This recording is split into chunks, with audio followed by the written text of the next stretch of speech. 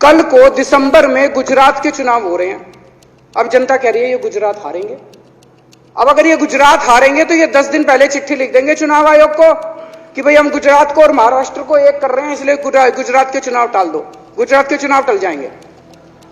अगली बार ये लोकसभा हारेंगे, चिट्ठी लिख देंगे जी ये पार्लियामेंट्री फॉर्म ऑफ सिस्टम बड़ा खराब है, हम प्रेसिडेंशियल फॉर्म ऑफ सिस्टम ला रहे हैं, संविधान बदल रहे हैं, चुनाव टाल दो, चुनाव टल जाएंगे। ये क्या मजाक बना रखा है इन्होंने, नौटंकी कर रखी है इन्होंने। भारत जनतंत्र है, देश ये बर्दाश्त नहीं करने वाला जो इन्होंने नौटंकी कर रखी है। कहते हैं हम दुनिया की सबसे बड़ी पार्टी हैं, हम तो जी दुनिया की सबसे छोटी पार्टी हैं। फिर भी डर गए तुम लोग।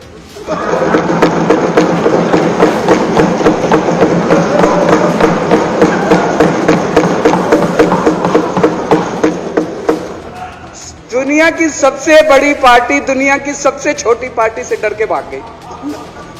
क्या कायर हो यार, हिम्मत है तो चुनाव लड़के दिखाओ बीजेपी वालों, मान जाएंगे तुम। हिम्मत है तो चुनाव लड़के दिखाओ। कहते हो 56 इंच का सीना है, नहीं तो मान लो 56 इंच का सीना नहीं है, झूठ।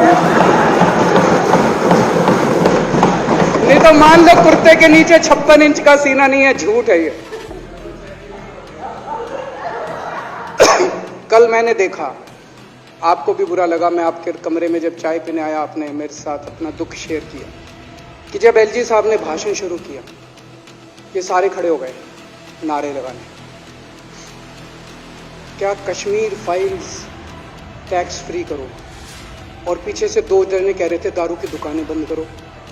अब इनको भी नहीं पता आज नारे किस चीज के लगाने। ऊपर से आया तो था ऊपर से आया तो था, तो 2 जने कह रहे थे दारू की दुकान बंद करो, आगे वाले कह रहे थे कश्मीर फाइल्स टैक्स फ्री करो, फिर दूसरे वाले ने कहा आज कश्मीर वाला नारा लगाना है।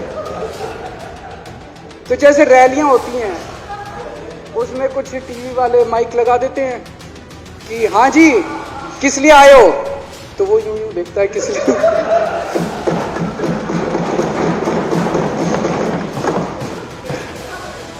क्या हाल बना दिया इनका। इसलिए थोड़ी राजनीति में आए थे, इसलिए थोड़ी राजनीति में आए थे। एक पिक्चर आई थी बंटी और बबली,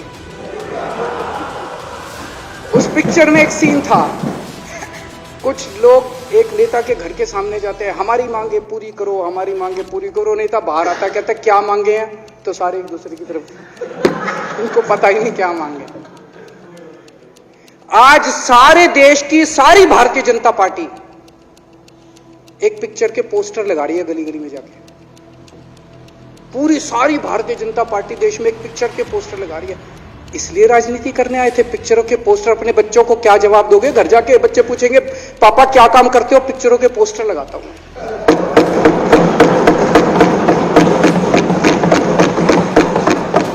8 साल केंद्र सरकार चलाने के बाद अगर किसी देश के प्रधानमंत्री को विवेक अग्निहोत्री के चरणों में शरण लेनी पड़े तो इसका मतलब उस प्रधानमंत्री ने 8 साल में कोई काम नहीं किया। 8 साल खराब कर दिए। बताओ, विवेक अग्निहोत्री के चरणों में उनको शरण लेनी पड़ रही है, बचा लो बचा लो। अगर किसी प्रधानमंत्री को कह रहे हैं कश्मीर फाइल्स टैक्स फ्री करो, अरे यूट्यूब पे डाल दो, फ्री हो जाएगी। टैक्स फ्री क्यों करा रहे हो?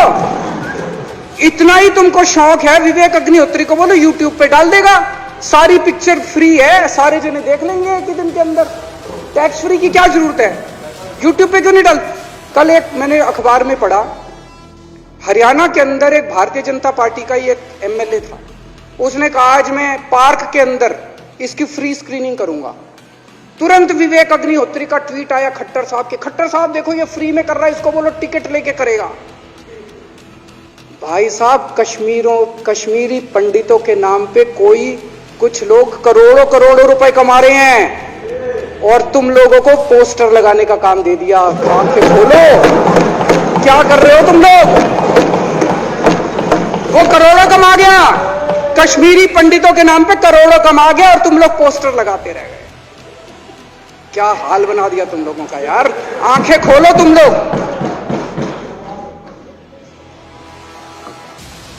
भेड़ बकरियों की तरह हाँक रखा है पूरे बीजेपी वालों को, भेड़ बकरियों की तरह हाँक रहे हैं। एक दिन बोले 3 का कृषि कानून लेके आए हैं, बहुत शानदार है, और फिर नीचे मैसेज आया भाई सारे जने तारीफ करो मोदी जी की। सारे बोले वाह मोदी जी वाह, क्या मास्टर स्ट्रोक है।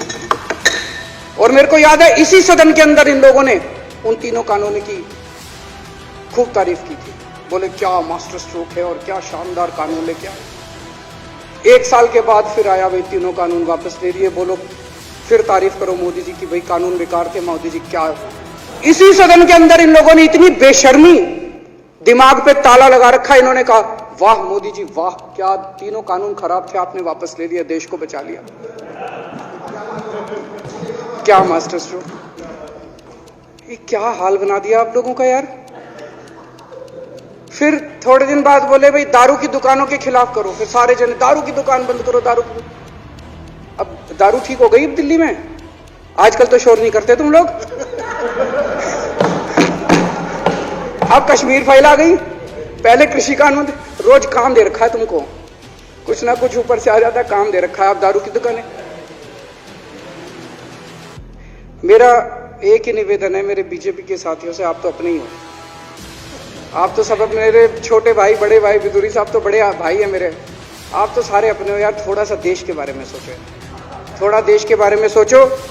हिटलर भी जो था वो कम से कम अपने चमचों को नौकरी देता था, रोजगार देता था। इतिहास उठा के पढ़ो, उसने रोजगार तो दिया था। इन्होंने क्या दिया आपको? आपके बच्चों को नौकरी दी, आपके घर में कोई खाने पीने का इंतजाम करा, आपकी बिजली का इंतजाम करा। केजरीवाल काम आता है आपके भी घर की बिजली फ्री कर रखी है। दिल्ली के 12 लाख बच्चों को नौकरी दी है मैंने, स्कूल ठीक कर दिए, अस्पताल ठीक कर दिए। आपके घर में कोई बीमार हो, केजरीवाल दवाई पहुंचाता है, मोदी दवाई नहीं पहुंचाता। केजरीवाल काम आया। मैं बीजेपी के सारे कार्यकर्ताओं से कहना चाहता हूं, थोड़ा सा दिमाग खोलो। बीजेपी के सारे सपोर्टर्स को कहना चाहता हूं, थोड़ा सा दिमाग खोलो, ये भेड़ चाल बंद करो। भेड़ बकरियों की तरह हाँक रहे हैं ये आपको, ये सब बंद करो, दिमाग खोल के सारे जने बीजेपी छोड़ के आम आदमी पार्टी में आ जाओ।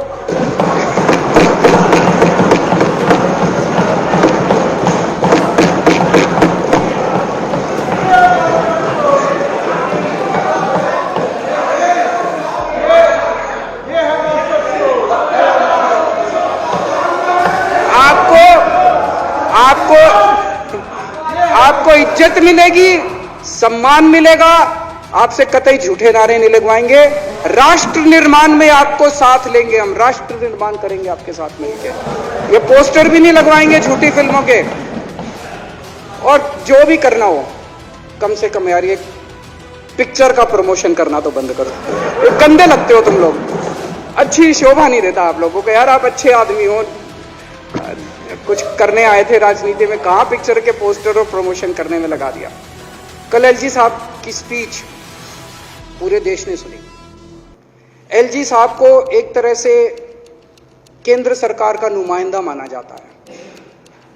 एलजी साहब ने भी हमारी सरकार की कितनी तारीफ करी। 50% जीडीपी 5 साल के अंदर बढ़ गया, भारत में आज तक कभी किसी राज्य का नहीं बढ़ा। इतने शानदार काम दिल्ली सरकार ने किए हैं कि केंद्र सरकार द्वारा नियुक्त एलजी साहब ने भी दूसरी सरकार की, आम आदमी पार्टी की सरकार की भूरी भूरी शब्दों में तारीफ की। मैं एलजी साहब का बहुत बहुत शुक्रिया अदा करना चाहता हूं और इस धन्यवाद प्रस्ताव का समर्थन करें। चैनल को सब्सक्राइब करें और घंटी जरूर दबाएं।